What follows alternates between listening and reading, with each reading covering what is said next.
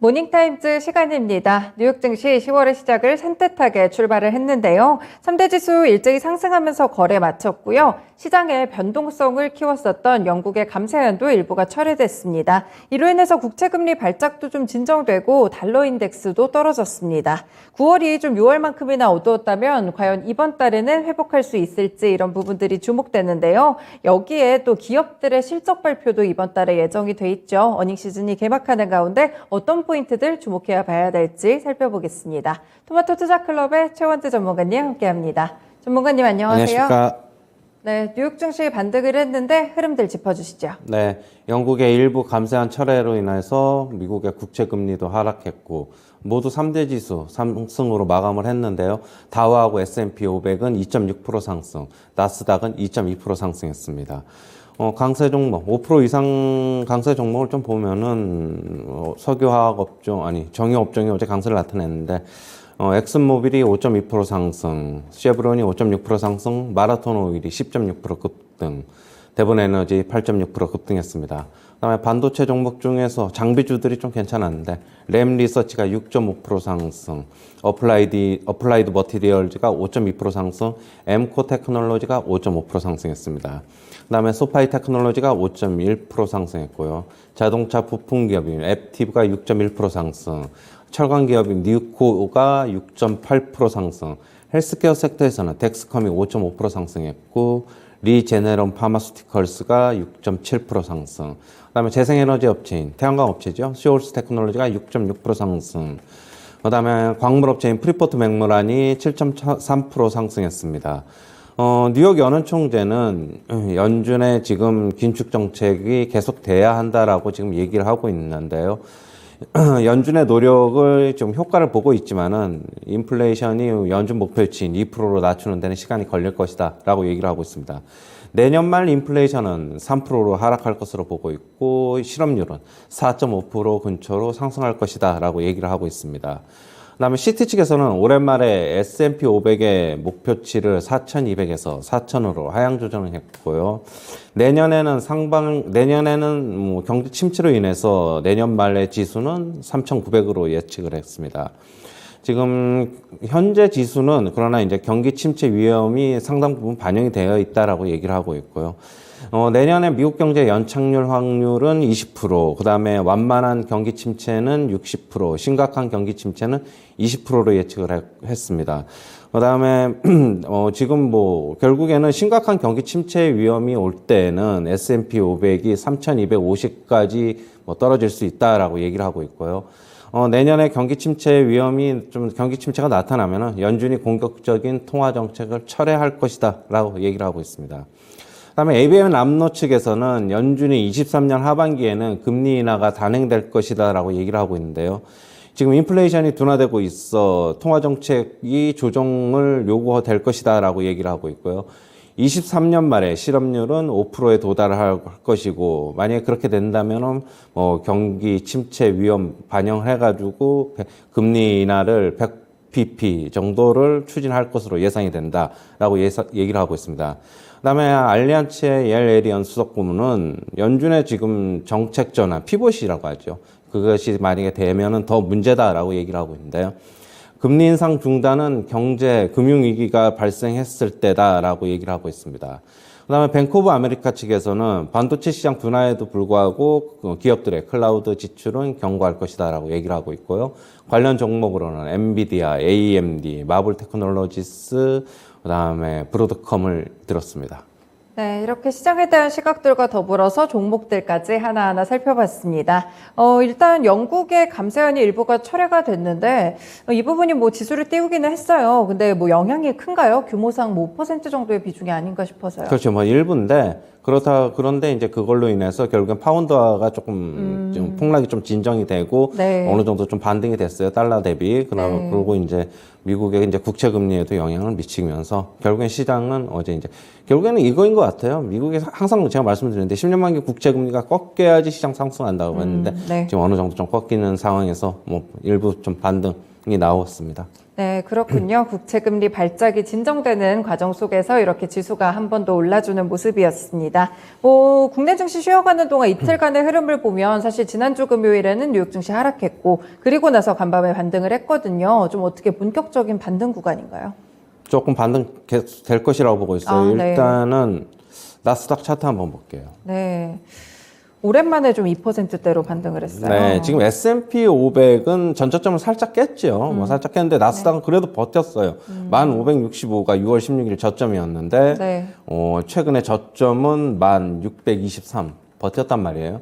이게 실질적으로 이게 페이크인지 아닌지는 네. 좀 더 지켜봐야지 알겠지만은 일단 지키는 걸로 봐서는 그래도 3대 지수 중에서는 나스닥이 지켰다. 그렇다고 본다면은 제가 기존에 계속 시나리오대로 얘기한 중간 선거 전까지 일단은 나스닥의 전저점 붕괴는 좀 없을 것이라고 보고 있어요. 물론 다우하고 S&P 500은 붕괴가 됐지만 나스닥은 버텼다는 것에서 조금 의미를 좀 찾아야 될 것으로 보고 있고 그렇게 본다면은 일단 시간 벌기에 또 계속 들어가는 것 같아요. 일단 조금 나스닥은 21선 정도 테스트 21선이 지금 얼마냐 하면은 11,346, 11,300 정도인데, 네. 11,200, 300 정도 또 다시 한번 테스트 할 것으로 보고 있고, 만약에 그거가 바로 그거를 뛰어넘거나 네. 그러지는 못하더라도 그 사이에서 좀 등락을 거듭하면서 조금 시간 벌기에 중간선거 바로 전까지라든가 아니면 조금 얼마 앞두고라도 조금 버티기에는 좀 들어갈 것으로 보고 있고 일단 8월 달서부터의 지금 지수 하락이 나타났거든요. 네. 나스닥이나 S&P 500 다우 모두 그렇게 본다면 지금 거의 2달 가까이 다 돼가고 있다. 그러면은 모든 어떻게 보면 시장의 상승장이든 하락장이든 악재든 호재든 2달 정도 가까이가 되면 악재가 좀 희석되는 구간이라고 볼 수 있어가지고 조금 그거는 이제 악재는 희석되고 어떻게 보면 조금 호재가 좀 반영될 여지는 좀 있어 보입니다. 네, 시장이 좀 호재에 주목할 만한 그런 모멘텀들을 만들어내고 있는 것 같습니다. 특히나 나스닥 지수 좀 분석을 해주시면서 여기서 전저점을 아직 깨지 않았기 때문에 중간 선거 전까지는 조금 더 반등의 흐름을 지켜보셔도 괜찮을 것 같습니다. 네, 그리고 이제 뉴욕 연은 총재가 발언을 했는데 기존의 발언과 비슷하죠? 맞아. 계속 금리 인상 기조 가져가겠다 이런 발언이죠. 네. 뭐 알려진 대로 그냥 똑같습니다. 그냥 아직까지 인플레이션이 2%로 되돌리기에는 시간이 더 걸릴 것으로 보고 있고 연은 총재들은 지금 내년에 인플레이션 떨어져도 3% 네. 정도로 다 예상을 하고 있기 때문에 네. 그냥 똑같은 발언 나오고 있고 하지만 시장은 이미 이런 발언들에 대해서는 이미 어떻게 보면 버틸 수 있는 체력을 좀 갖췄다라고 좀 보고 있어요. 일부 지수에는 다 반영이 됐다 이렇게 보고 있습니다. 네, 맞습니다. 이런 부분들이 크게 지수에 영향을 주는 그런 발언으로 나오고는 있지 않고요. 약간의 이제 반복되는 그런 발언 속으로 하나 보시면 되겠습니다. ABN 암로 측에서는 내년 하반기쯤에는 금리 인하가 단행될 것이다 이렇게 봤는데 좀 어떻게 보세요? 홀드 전략 아니고 금리 인하까지 갈까요? 그렇죠. 이게 지금 보면은 ABN 암로 측에서는 그러니까 이게 원래는 한 1년 정도 유지를 했다가 24년 초에 이제 금리 인하를 IB들이 좀 예측을 네. 하고 있는데 ABN 암로 측에서는 몇 달 정도 빨리 땡긴 것 같아요. 그냥 그게 이제 우리가 이제 1년 정도를 금리를 동결을 한다고 해서 꼭 1년을 채우지 않아도 되는 거 아닙니까? 어떻게 보면 네. 10개월이나 11개월 정도만 해도 되는 거고 아니면 12, 3개월 정도 조금 한두 달 더 늦어질 수도 있는 거고 그냥 조금 유두리를 둔 것 같아요. 결국에는 내년에 경기 침체로 인해서 실업률이 한 5% 정도에 갈 것이면 그렇게 본다면은 결국에는 다시 이제 좀 부양책을 쓰지 않을까 하는 그런 얘기입니다. 네, 그렇군요. 이 알리안츠 측에서는 연준이 오히려 정책을 전환하면 문제가 된다고 했는데 왜 문제가 되는 걸까요? 지금 현재 우리가 이제 연준이 계속적으로 금리 인상을 하겠다고 얘기를 했는데 만약에 지금 이제 중단을 하면 어떤 더 큰 경제에 대한 위기나 금융 리스크가 있는 것으로 파악이 되면서 연준의 신뢰도 잃어버릴 것이고 만약에 금리를 못 올리게 되면은 결국에는 경제 위기 이런 게 더 크게 올 가능성이 있어가지고 전반적인 경제는 그럼 더 안 좋아진다 이렇게 보고 있어가지고 지금 정책 전환을 하면은 오히려 안 좋다라고 얘기를 하고 있습니다. 네, 지금은 조금 시장이 힘들더라도 금리 인상을 계속 가져가는 것은 큰 경제 틀을 봤을 때는 맞다. 이렇게 좀 보고 있네요. 시티 측에서는 이제 올해 말 S&P 500 기준으로 4,000선까지 하향 조정을 했는데 글로벌 IB들이 여전히 전망을 좀 낮추고 있어요. 네. 전문가님은 그러면 중간 선거 이후에는 조금 어떻게 보시나요? 중간선거 이후에요. 중간선거 이후에 만약에 시장이 버틴다면 하락할 것으로 보고 있고요. 네. 만약에 그러면은 결국엔 랠리는 한 12월 정도 돼야 되지 않나 그렇게 네. 보고 있고요. 뭐 빠르면은 네. 12월 초 아니면 12월 중순이 될 수도 있고 좀 그렇게 보고 있고 만약에 중간선거 전에 시장이 조금 하단에서 버티다가 좀 무너지는 거 선거 얼마 안 앞두고 이제 무너진다면은 랠리는 조금 빨리 올 수도 있다. 중간선거 끝나면은 그렇게는 보고 있습니다. 네, 중간선거 전의 흐름이 그만큼 상당히 좀 중요하겠습니다. 그리고 뱅크 오브 아메리카 측에서 이제 반도체 시장은 둔화하고 있는데 그래도 클라우드 지출은 견고할 것이라고 봤어요. 말씀 주셨던 업체들 위주로 조금 매수해봐도 괜찮을까요? 그렇죠. 저는 매수 관점은 유효하다고 보고 있어요. 네. 지금 왜냐하면은 지금 전체적인 반도체 경기가 안 좋은데 클라우드 지출은 살아있다. 그러면 이런 종목들 위주로는 매수는 반도체 업황에서 조금 어떻게 보면 점체단은 아니더라도 네. 좀 피해갈 수 있지 않을까 그렇게 보고 있고 엔비디아 같은 경우는 한 65% 정고점 최고점 대비 좀 떨어졌고 뭐 AMD도 마찬가지입니다. 뭐 지금 마블 테크놀로지도 그렇고 브로드컴도 그렇고 상당 부분 낙폭이 그 정도 나온 만큼 네. 이제는 뭐 더 이상 어떻게 본다면 뭐 조금 더 하락할 수는 있어요. 그러나 이제 뭐 여기서 매도보다는 매수의 관점에 서야 되는 게 아닌가. 어차피 반도체 업황이야 결국에는 항상 실적이 최고 좋을 때, 업황이 항상 좋을 때가 고점이었고, 네. 업황이 안 좋을 때나 실적이 제일 안 좋다고 여겨질 때가 저점이었기 때문에 어차피 업황이 순환이 아닙니까? 그렇게 본다면 그런 종목들의 매수 관점은 저는 유효하다라고 보고 있어요.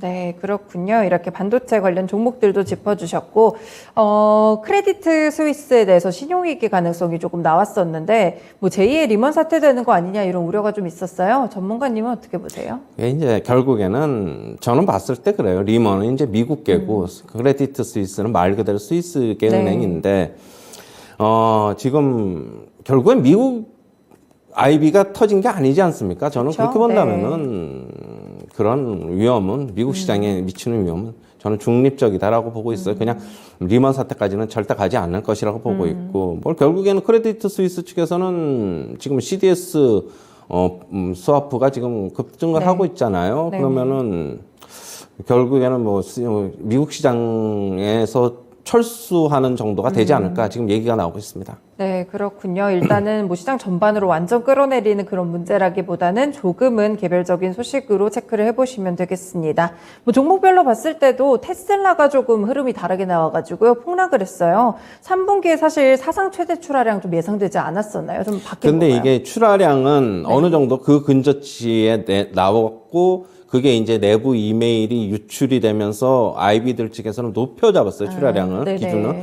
그러다 보니까 기준에 또 컨센서스도 못 미치니까 하락을 했고, 어제 한 8% 정도 하락을 했는데, 제가 이제 말씀을 드렸는데, 지금 결국에는 미국 시장에서 문제가 되는 주식은 세 개다. 애플, MS, 그 다음에 테슬라라고 말씀을 드렸지 않습니까? 네. 다 30% 미만의 하락률을 지금 기록을 하고 있어요. 그렇게 본다면은, 결국에는 조금 시장 상승에도 좀 덜 오를 것이고 좀 더 빠질 것이다 앞으로는 그렇게는 보고 있습니다. 이런 종목들이 조금 더 빠져서 바닥에 오면 좀 반등할 수도 있지 않을까? 바닥이 오면 미국 시장의 진바닥이 올 가능성이 좀 더 높다고 보고 있죠. 네, 그렇군요.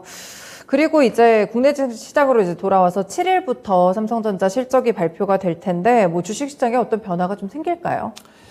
실적 전을 앞두고는 7일이면은 요번 주 4, 5, 6, 7 금요일인가요? 네, 네, 5, 6, 7, 금요일이죠. 그렇죠? 네, 금요일 실적. 제가 이제 뭐 시장 국내 시장 같은 경우는 단기적으로 2150 살짝 하회해도 결국에는 2150에서 많이 가면 한 2250 박스권 다음 주 초 정도까지 예상을 했는데 만약 그렇게 된다면은 실적 발표 앞두고는 삼성전자가 거의 상승한 적이 별로 없죠. 네. 한두 차례인가 밖에 없는 것으로 알고 맞아요. 있는데 단기적인 어떻게 보면 그 전까지는 좀 상승하고 실적 발표 이후에는 조금 하락하는 흐름이 나타날 수도 있지 않을까 그렇게 보고 있습니다. 지금 조금 삼성전자 자체도 3분기 실적 추정치가 좀 그렇게 좋지 않다고 하는데 실제 좀 그렇게 나올까요? 그렇다고 봐야 될 것입니다. 뭐 업황 자체가 좋지는 않고 그러니까 근데 환율에 조금 기대를 걸어볼 수는 있어요. 네. 조금 뭐 한 몇천억 정도 영업이익이 좀 더 증가할 수는 있다고 보고 있고. 저는 차라리 뭐 반도체 관련 주식에서 투자하려고 그러면 삼성전자는 좀 무거우니까 네. 위에 등락도 그렇고 아래 등락도 그렇고 차라리 SK 하이닉스가 더 낫지 않나? 뭐 얼마 전에도 종목 추천드렸는데 차라리 그쪽이 더 낫지 않나 그렇게 보고 있어요. 네, 이렇게 좀 대안적인 시각을 체크를 해주셨습니다. 일단 국내 시장 이제 10월로 넘어오게 되는데 분위기 반전을 좀 할 수 있을지가 좀 기대가 돼요. 9월에 너무 이제 비수기기도 했었고 많이 빠져가지고 어떻게 국내 시장은 이번 달에 흐름 좀 괜찮을까요? 여전히 뭐 좀 뭐 안 좋다고 봐야죠. 저는 뭐 단기적으로 박스권이다라고 예상을 하고 있고 그 네. 이후에는 또 다시 하락할 것이다라고 보고 있습니다. 뭐 월말로 가면 갈수록 조금 하락의 흐름은 더 두드러지게 나타나지 않을까라고 보고 있고 역시 환율 시장이 안정이 안 되면은 뭐 어떠한 반등이 나와도 기술적 반등, 뭐 베어마켓 랠리다라고 보고 있습니다. 일단은 환율은 뭐 오늘 당연히 뭐 떨어질 것으로 보고 있고 네. 뭐 그렇다고 본다면은 조금 당분간은 안정이지만 계속적으로 짧게 대응해야 되고 물린 주식들 같은 경우에는 반등 구간에서 조금 일부 좀 털어내도 좀 괜찮지 않을까 그렇게 보고 있어요. 네, 알겠습니다. 오늘 전략은 여기까지 듣겠습니다. 고맙습니다. 네, 감사합니다. 네, 이렇게 달이 좀 바뀌었으니까 시장도 새로운 분위기를 맞지 않을까 이런 기대감이 있습니다. 일단 시작은 좀 괜찮았는데요. 하지만 큰 틀에서 봤을 때 방향성이 크게 바뀌어 나가는 것은 아닙니다. 그럼에도 불구하고 이런 반등의 기회가 왔을 때 투자 포인트 몇 가지 살아있는 거 아시죠? 이번 주에 또 실적 발표가 좀 시작이 되니까 이 제시해드린 전략들 보시면서 4분기 전략도 잘 짜보시면 좋겠습니다. 지금까지 모닝타임즈 시간이었습니다.